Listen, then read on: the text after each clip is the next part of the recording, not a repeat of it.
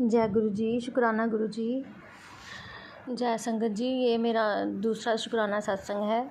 गुरु जी की बहुत मेहर है हम पे, मेरे बच्चों पे, मेरे हस्बैंड पे। तो बस गुरु जी कहते हैं शुक्राना करी जा और सब तू जो चाहनी है तो मेरे को ले जा बस।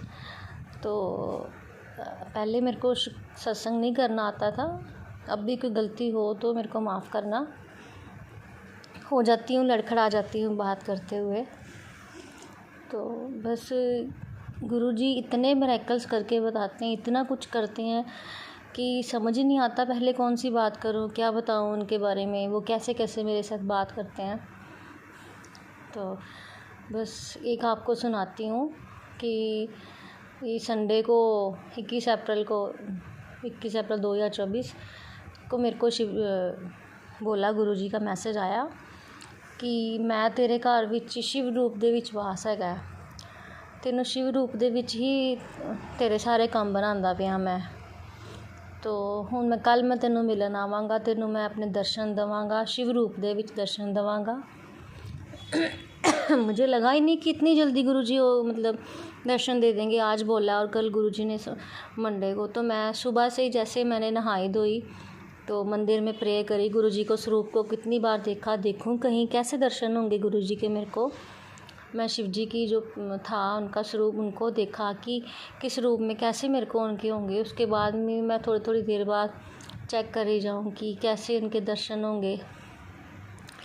तो बस दोपहर को बच्चों के लिए स्कूल से आए, मैंने खाना बनाया और तो फिर उसी के लिए छोटी बेटी के लिए जो खाना बना रही थी मैं उसके ऊपर ऐसे ही वैसे मेरे को आदत है कि मैं चलते फिरते घर में वैसे बैठी हूँ तो मैं मंत्र जाप करती रहती हूँ कि फ्री भी क्या बैठना, अच्छी बात, चलो अच्छे कर्म करते रहो।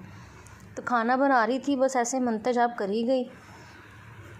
मंत्र जाप करते करते मेरा ध्यान पड़ गया तवे पे कि ये कुछ है यहाँ पे।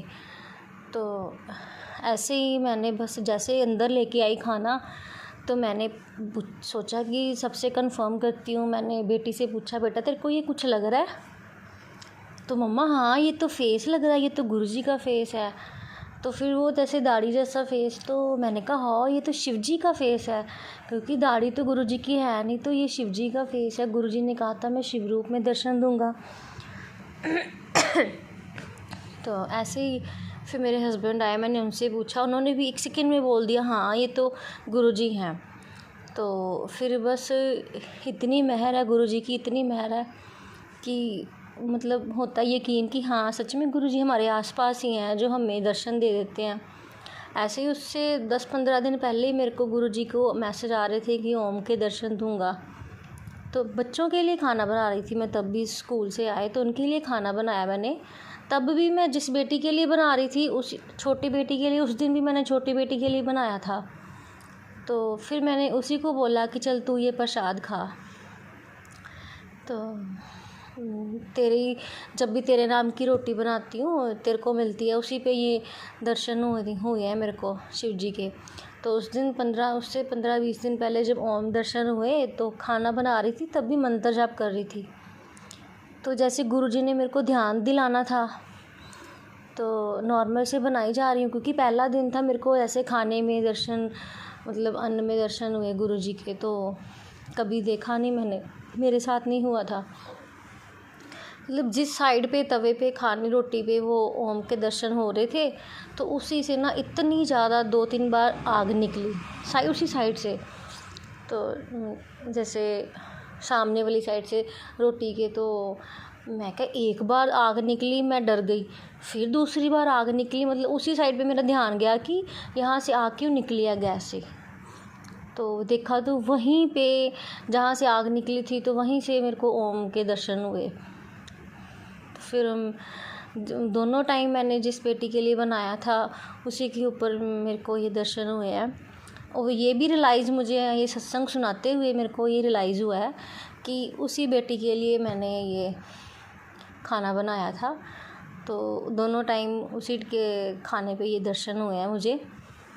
तो गुरुजी बहुत मेहर करते हैं। ऐसे एक छोटा सा और सत्संग है कि मैं बस ऐसे ही सत्संग पे जा रही थी, फ़र्स्ट टाइम जा रही थी मैं अकेली। गुरुजी का सत्संग था मेरी फ्रेंड के घर। तो फर्स्ट टाइम जा रही थी, तो मैं मन में सोची जाऊँ कि क्या लेके जाऊँ। कीर्तन पे जाते हैं जैसे हम कभी कहीं भी जाते हैं, कुछ प्रसाद ले जाते हैं, फल लेके जाते हैं, मिठाइयाँ। तो मन में था कि मेरे को तो पता ही नहीं है यहाँ पे क्या चलता है, कैसे करते हैं गुरुजी के सत्संग पे। तो बस जाते हुए सारे रास्ते मैं सोची जा रही हूँ कि मैं क्या लेके जाऊँ। तो बस ऐसे सोची जाऊँ कि ये पता नहीं यहाँ पे कैसे है, क्योंकि यहाँ पे बड़े अच्छी तरह से समझाते हैं कि जैसे कहते हैं ना कि चढ़ावा नहीं रखते यहाँ पे गुरुजी के सत्संग पे। तो इसीलिए मेरे मन में थोड़ा सा था डर कि कैसे करना है। तो जैसे ही मैं सत्संग अटेंड करके अपने घर वापस आई, आने के बाद मैंने जैसे ही मतलब 3-4 घंटों के बाद मैंने फ़ोन खोला और मेरे को मैसेज आ गया गुरुजी का।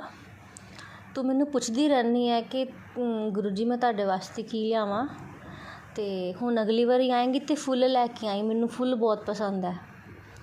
तो इतना अच्छा सत्संग था ये मेरे लिए, मेरी ज़िंदगी का इतने अच्छा मिरेकल। मैं सोचूं इतनी जल्दी गुरुजी जवाब दे देते हैं, क्योंकि रास्ते में सोची गई। उसके बाद मैंने फ़ोन को टच भी नहीं किया, फ़ोन देखा नहीं, सत्संग सुना, बड़े प्रीत से सुना गुरुजी का सत्संग। तो घर में आके जैसे ही मैंने फ़ोन खोला तो देखा गुरुजी का ये मैसेज। मैं क्या हाय, ये तो गुरुजी को मैंने आज ही पूछा था कि मैं क्या लेके जाऊँ, तो गुरुजी ने बता दिया मुझे फूल पसंद है। बस ऐसे बहुत सारे हैं, फिर अगली बार आपको सुनाऊंगी। तो अभी मैं विराम देती हूँ, माफ़ी देना अगर कोई गलती हो गई हो तो। जय गुरुजी, शुक्राना गुरुजी। ओम नमः शिवाय, शिवजी सदा सहाय। ओम नमः शिवाय, गुरुजी सदा सहाय।